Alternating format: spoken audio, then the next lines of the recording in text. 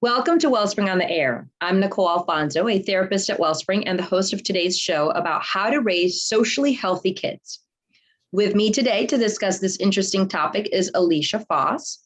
Together, we want to tell you about the different ways you can help your children with their social skills. So stay with us. We've got some interesting insights for you. Thank you, Alicia, for coming on one more time just to talk about this important topic about how to raise socially healthy kids. Before we get into it, could you just tell our listeners a little bit about you, please? Yes. Hi. Thank you for having me, Nicole. As Nicole said, my name is Alicia Foss, and I am a registered therapist here at Wellspring, a registered marriage and family therapist. And I really love working with parents and couples and teens. And I'm really excited about today's discussion. Awesome. Thank you, Alicia. So this topic is important, and I think all the topics we discuss are important, but this one is especially important since the social aspect of children's lives are so important. There comes, especially when they become teenagers, right? They start individuating, right? Pulling away a little bit. Their circle of friends is so important. And in addition to that, this pandemic has thrown us for a loop as far as how do we do this socializing thing? How do we connect to others? Like, right? Well, what do they do to engage, right? And to just learn about each other. So, Alicia, let's start off by you sharing with our listeners some ways where parents can encourage their kids socially. Yeah, thank you, Nicole. And so there are three areas that I want to discuss, Nicole. And the three areas socially are awareness, reciprocity, which means give and take, and ownership. And so I think the one that I would like to start with is awareness. And, that's something that I think when we have little kids that we will say frequently to our kids, such as, oh, be aware, where did you put the glass on the table, right? If you have kids, they kind of put it on the corner of the table, right? And as parents, we might move them.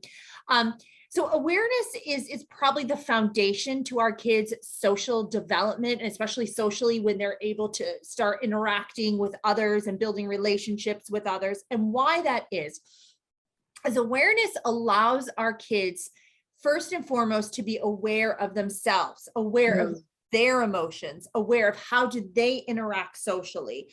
It gives them that kind of keen understanding of when I'm in a room with others, what is the appropriate way to talk? Where should I sit? But again, the foundation to that awareness is being aware of oneself and being aware of what's going on inside of me. Because as we know, when maybe we're not doing well emotionally, or we're not doing well socially or spiritually, we may be a little bit more reserved. We may kind of go inward a little bit more. And so as we encourage our kids, as I know Nicole and I had done a previous podcast on talking about our emotions, but emotions are directly linked to our social awareness. Yes, that's actually huge. I like to say to my kids, like, are you hungry? Because obviously if you're hungry, there's the propensity of you being more irritable and get angry easily and things like that. So I always do bring awareness to some things like, are you angry? Are you tired? Are you upset? Like, is something going on? Just to try to let them kind of look inside and say, what is going on with me right now? Yeah. So building up awareness, Nicole, in our kids really starts with them being aware of themselves. So kind of if you want to think about awareness, it's how are you doing, right? How do you engage? And so if why that's important is because when our kids are aware of how they're doing, then they can understand themselves, and then they can understand how they interact with others. And so as they build that awareness of themselves, of their emotions, of how they're doing, that kind of works again more with the emotions, but emotions are so directly linked to everything that we do. But as they build up that awareness, then they can be aware of others. They can be aware of others' needs. And so that really helps kids to have healthier relationships when they're aware of others, when they can be aware that maybe this friend is not doing as well, when they seem off emotionally or they seem off socially. It really allows them to build that other-centered look, which we want our kids to have, because that is what builds healthy relationships. As we know, to have healthy future or romantic relationships, or even just other healthy future friendships, we have to be aware of how the other one is doing. But more than that, it really does help them to have deeper relationships because they can understand how someone else is doing because they're aware of how they're doing. So they maybe have the tools and resources to know how to encourage others. And it also helps them to be able to be socially appropriate, right? So we want our kids to know when they go into a restaurant that maybe is a little bit higher end, that they have to speak quieter, right? Or if they're at the park, you have the freedom to go and run and yell, right? So we want that, but that really does come down to how them understanding themselves. Yeah, this is big. So could you break this down and tell us as parents, like, what are some things that we can say to them or questions we can ask to encourage that internal awareness, like them to connect to themselves? That's a great question, Nicole. So the first thing is as parents, I always say using that reflective listening, right? Using those reflective questions. So when our child gets into the car from school, and you may kind of notice by their demeanor, by how kind of their nonverbals, by their physical, how they're acting, you might be able to notice that something is not right with them. They've had a tough day. And so one thing you could say, and I'm just using this for an example, you could say to them, so how was your day? And they might say, oh, it was fine. And you could kind of say back, so I'm hearing you say it's fine, but I noticed by your nonverbal, it doesn't seem like that. So do you think you're fine? So using some of those nonverbal, those reflective listening with them and kind of that reflection, because as we know, as therapists, when you do that reflective, you're giving them the safety. They're feeling heard. They're not feeling pressured. They're feeling that there's a safety here for me to maybe share a little bit more and to do some more internal checking of how I'm doing. And that's what we want to encourage our kids to do, is that internal checking. So using that reflective is I would say the first step in encouraging our kids to be aware of themselves. Good. So then when you see that there's incongruencies, right? So there's an incongruency between what they say and how they're acting, you make a reflective statement about that. Yes, Nicole. Yeah, that's good. Yeah. Okay, cool. Awesome. Okay, so what's the next piece you talk about here? Reciprocity. Yeah. So that is, such an important thing as parents. It's kind of called the give and take. So it's being able to be authentic with our kids, to really be able to listen to our kids. So the first step, as you and I just covered, is awareness, right? So as we build that awareness with our kids, as we start to ask those reflective questions, if we just really start to build that awareness with them, then is more the giving and taking. And so is asking those authentic, true questions with our kids, where it does come down to being able to do some of that the reflective listening, because that is what is going to build the give and take in a relationship, right? And why I say reciprocity is so important is because when you, as a parent or as a caregiver, build that with your child, you are demonstrating with your child what a healthy relationship is. So as we know, when our kids get older, when they're kind of not doing the play dates with us, right? And they kind of hit those mid-school and high school years, and we're kind of trusting them to go over to this person's house or to that person's house. We want to trust that our kids have had the ability to really understand, is this someone that is healthy and safe, that I can be spending time with them? And the way that they can learn if this is through some reciprocity. What is the give and take? Have I seen modeled by mom and dad that asking questions and reflecting back, and then really showing some interest? When the kids see that modeled, then they can go out and do that themselves. They can go out and model that with others, and they can then see, is this in fact a healthy relationship where it is the give and take? Yeah. So it does definitely look like we're living in an all about me kind of world. And so I think this is super essential for healthy relationships. And I think the marriage is definitely a place where we can show what it's like to give and take, to compromise, right? To serve each other.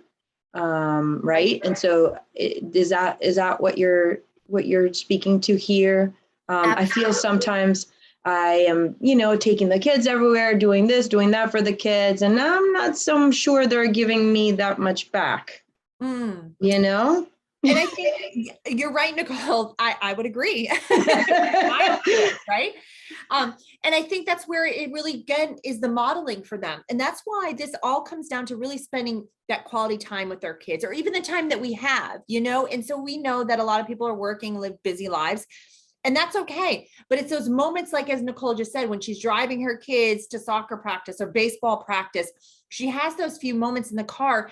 It is feeling the freedom to say to your son or to your daughter, asking questions, and then saying, at this time, I think it would be great if you would ask me back some things about my day as well, right? It's modeling that, teaching that. Now, we're not doing that in a critical way or in a judgmental way, but we're modeling that and teaching through a gentle way to our kids, for them to do that. Because again, as you had said, Nicole, we're running them everywhere. And as parents, we are called to do that for them, but we're also modeling the give and take. And we're also speaking the truth into that and trying to instruct our kids and what is a healthy relationship. So, and, giving them that opportunity to ask you back.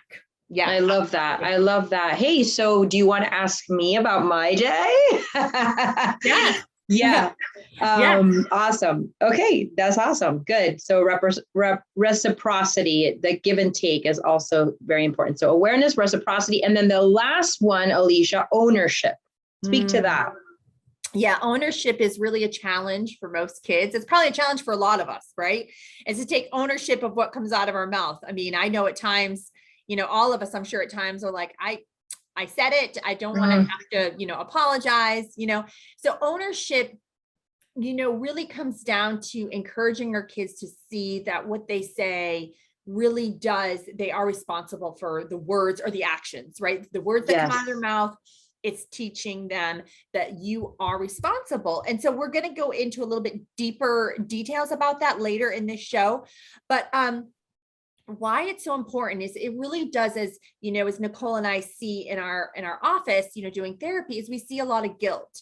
And this really has been proven. Study after study has shown that when we are able to take ownership and to apologize and repent of that, it really does free us from guilt. So we really are giving our kids such a beautiful thing in showing them and demonstrating ownership in our own life, and then encouraging and walking beside them in those steps necessary to taking ownership.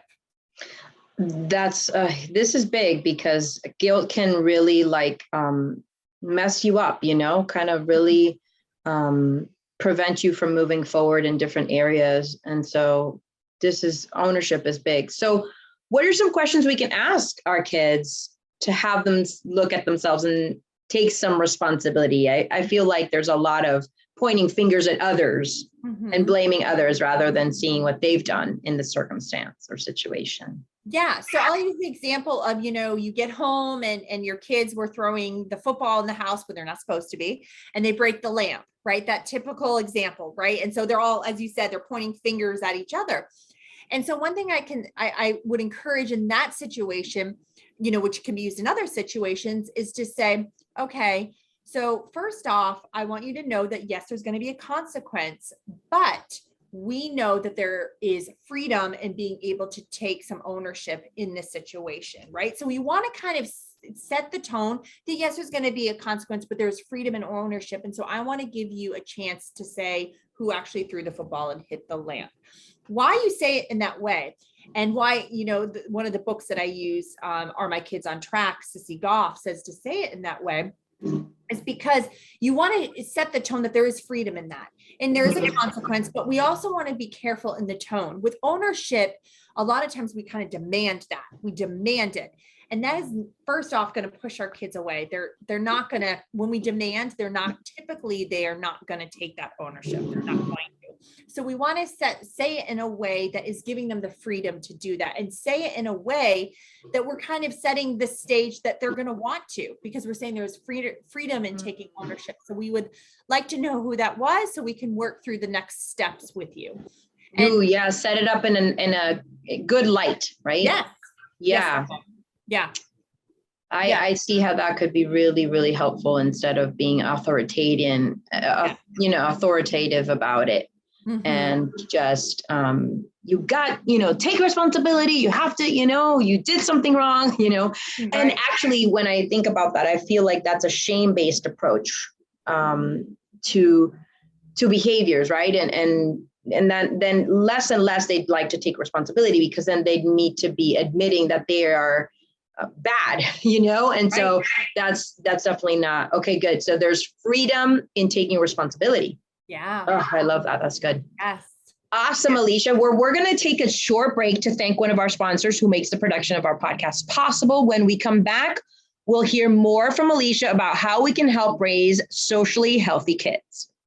Okay, welcome back to Wellspring on the Air. This is Nicole Alfonso. If you're just joining our show, our topic today is how to raise socially healthy kids. So far today, we've talked about why is raising socially healthy kids important. And if you joined us late, you can find us on our favorite podcast channel, on Wellspring on the Air, or on our website blog page at wellspringmiami.org. Just search for this topic, which is raising socially healthy kids. Now, let's talk about what we can do as parents. Okay, so this is important. How do we, as parents, help this process of developing good social skills? Yeah, I think the first thing is us being aware of how we are. Again, we're not, I always say this in parenting, we're not looking for perfection, but we're looking for progress. So are we growing? When we look at ourselves, how are we in social situations? Knowing that our kids are constantly watching us, and typically, studies have shown that how we act in social situations really is typically how our kids are going to act. So when we're going into a restaurant or into a store, how do we interact with those that are waiting on us and that are serving us, right? How do we act? Because if we want to demonstrate to our kids how to act socially, how to show that, grace and kindness to others. And if we are showing grace and kindness, kids are going to see that, and they are going to tend to act graceful and kind and generous to others. So the first step is looking at ourselves and seeing how do we act in social situations, because knowing that we're modeling that for our kids. Oof, that's huge. And sometimes we forget that our kids are watching us all the time, right? And yes. And we should be in our best behavior all the time, most of the time. But again, not perfection, progress, right? But yeah, I feel like that's huge. Like how I am interacting with other people is showing my kids how to do it. Yeah. Absolutely. Yeah. And, and then again, as we went through those steps together, the first thing is awareness. And so the first thing is being aware, again, as I just said, being aware of how we interact with others. So being aware when we are, ordering something, at Starbucks, how do we interact? That's the first step. But then the second step in that is having those healthy conversations with our kids about our awareness. So saying, I noticed that, that barista, when I went to Starbucks, she seemed a little down. So I wanted to say something to maybe show her that I see her, and that there are people out here that care and that do appreciate the hard work that she is doing, right? It is constantly having those conversations of awareness. So, yes. and teaching our kids and instructing our kids is that to be aware when you go into the cafeteria to sit. Yeah, you may want to sit with your buddies, your friends, but be aware who is maybe sitting by themselves, who seems lonely that day. Constantly kind of teaching our kids to be aware, because that is first going to teach our kids to be other-centered, to realize that our life, if we're raising kids that we want our kids to know Jesus, that we're raising kids that are going to be aware of those that are lonely and hurting, that kind of constant teaching. And then, the third thing too, is that we want our kids to know that as I'm aware of my emotions, so demonstrating to our kids being aware of your own emotions, so I know for myself, I've used this example before, I'm from a small town in Massachusetts. So I come to Miami, and drivers in Miami can be a little aggressive and it can be a little intimidated. Okay. So I frequently will say that to my kids. Oh man, I feel a little intimidated right now, trying to get over in that lane and this person's not letting me, right? So I will speak that and I'll say, oh, this puts a little fear in mom. I feel a little anxious right now. So I speak about that. So when I'm speaking about my emotions, I'm showing awareness of myself. And then, when I get over and the person lets me over, I say, oh goodness, the anxiety seems to go down now. Right. So I'm showing them awareness, and that's how our kids are going to learn. Kids are going to learn awareness. They're going to learn the reciprocity. They're going to learn the ownership by seeing mom, dad, and caregivers and aunts and uncles demonstrate that for them. That's where they're going to learn. I hear you say, let's be vulnerable with our kids about our own stuff, because they need to see that. And they need that example so they can do that themselves. And a lot of times I feel like parents hide a lot of what's going on. I mean, me included, so that we shelter them, we don't bother them with our stuff, but there is a time and place for us to say, oh, I'm feeling this way, or this happened and it made me uncomfortable, or whatever, so that they can actually make the connection for themselves with whatever's happening to mom and dad, and that they have the ability to also say the same thing if they're feeling it, or if they become aware of it at some point. Right on, Nicole. Absolutely. And that's all part of building healthy, socially healthy kids, right? What Nicole just said is part of the foundation, is because we want to demonstrate to them that it's okay to not always be happy. I mean, we want to demonstrate that it's okay to have struggles. It's okay to have negative emotions. Yes. But what do we do with that? Right? So when I feel anxious, or as Nicole said, when something is happening, what do I do with that? And we want to demonstrate, because that helps us to be healthier socially. Dealing with our stuff is all a part of having relationships and being social with others, And so when we demonstrate that to our kids, when we demonstrate that when I feel anxious, this is what I do, or when I feel sad, this is what I do. When we demonstrate, they're going to see that. And then they can say, okay, I know when mom or dad, when they were struggling, this is what they did. I'm going to try to do that because I saw it worked for them. So that's all part of being aware. And that's also part of being ownership, right? Ownership is also taking ownership for my emotions and what I'm struggling with. And so I'm taking ownership, saying, when I'm anxious, this is what I do. I'm not going to lash out.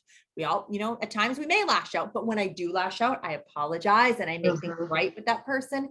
So if there's so many, different levels there of healthy social skills in there that we want to demonstrate for our kids. So much there. I like the idea of the highs and lows at the end of the day, kind of going around the table, because that helps see that mom and dad have highs and lows too, right? And that's normal. So that's good. So, go ahead. I was going to say that is a great thing to do, because again, you're demonstrating so many, you're demonstrating awareness, you're demonstrating ownership, you're demonstrating give and take, because I'm sharing and now I'm listening. So that is great, Nicole. That's awesome. So I guess I want to mention this one thing, because there will be glimpses of like, oh, they get it, or they're listening, or they're paying attention, right? The other day we were in a drive-through, and the person helping us seemed a little down, and my son, I paid, and my son's like, tell him to keep the change. And I was like, because we often do that, right? In other circumstances, my husband and I, tell him to keep the change or whatever. He's like, tell him to keep the change. And I was like, okay, we'll do that. And, so that was really sweet that I saw that part in my son of things, of obviously things that we've modeled. And then one day, he comes up with it and says, let's do that, and that's wonderful. So that's helpful, once in a while. Look out, parents, for those little glimpses that you are, what you're doing is rubbing off. They're seeing it, right? Those are little gifts from God that give us hope and energy to continue it and continue this parenting journey, which can be very tough at times. Okay. I just wanted to add to that, Nicole. I think that is such a beautiful thing that Nicole just shared about her son. And I think, again, he's seen that. And again, right there, he was aware. You've already shown him awareness. And so he was aware of the person that was taking your order. That's huge. And like you said, that little glimpse is gold. Love that. So some kids might kind of lack in some of these areas, awareness, reciprocity. What's the last one? Ownership. And you talked to us a little bit about, how to help them kind of be more aware, right? Kind of reflect back to them. is there any examples? Like, can I say something like, what you just did made this person feel this way, or made me feel this way? Like, what you just did made me feel blank, or something like, to help them, like, recognize like their behavior or their actions. Like, what could we do there?